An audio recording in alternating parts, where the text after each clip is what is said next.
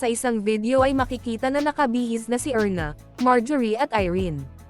Sabi ni Mother Ethel sa kanila na siya muna ang maghahatid sa mga ito kasi wala si Kuya Tutoy. Suggestion ni Mother Ethel na ang gagawin na lang nila ay iunan niya sa paghatid ang dalawa tapos babalikan na lang niya yung isa. Sumang-ayon naman sila sa plano ni Mother Ethel. Tinanong sila ni Mother Ethel kung sino ang dalawang mauna na ihahatid niya. Agad naman nagdesisyon si Irene na si Marjorie at Erna ang iuuna sa paghatid.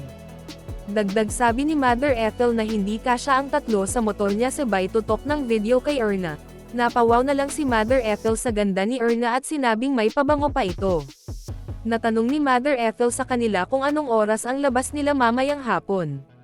Sumagot naman si Erna na alas 4 kasi may gagawin pa silang practice, at tinanong din ni Erna si Mother Ethel kung ito din ba ang susando sa kanila mamayang hapon.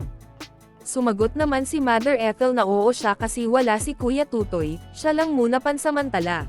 Dagdag ni Mother Ethel na kaya wala si Kuya Tutoy dahil hinatid nito ang mama ni Tita PB Love sa Manila, kaya wala si Kuya Tutoy ngayon at siya lang muna ang driver ng Marias.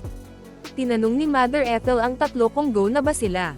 Agad naman sumagot si Marjorie ng go na po sabay thumbs up. Sabi ni Kuya Tutoy na susubukan niyang pagkasyahin ang tatlo para isang biyahe lang. Nagsalita naman si Irene at sinabi na parang mahirap yun kasi mataba siya. Sumagot si Mother Ethel na susubukan lang nila kasi maliliit naman si Marjorie at Erna. Dagdag niya na kaya siguro, kasi nasubukan na rin niyang may angkas na tatlo. Nagsalita ulit si Irene na may dala pa kasi sila, mga bag at iba pang gamit nila sa school.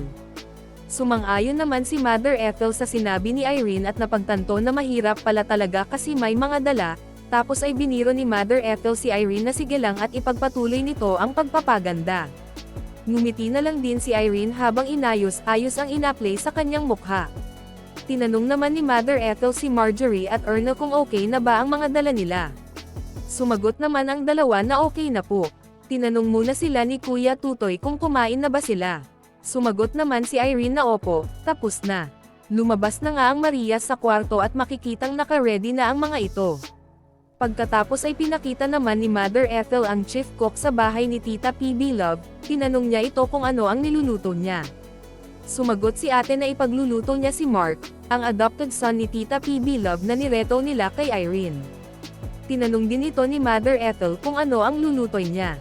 Sumagot naman si ate na pansit canton. Sabi ni Mother Ethel na magpiprepare pala si ate ng pansit canton para sa kakainin ng Amerikano. Pinakilala naman ni Mother Ethel ang pangalan ng kanilang chief cook na si Ma'am Carmisha.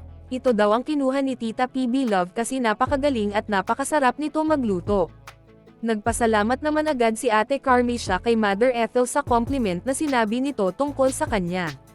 Pagkatapos at tinawag na nga ni Mother Ethel ang Marias at sinabing tara na, go na sila.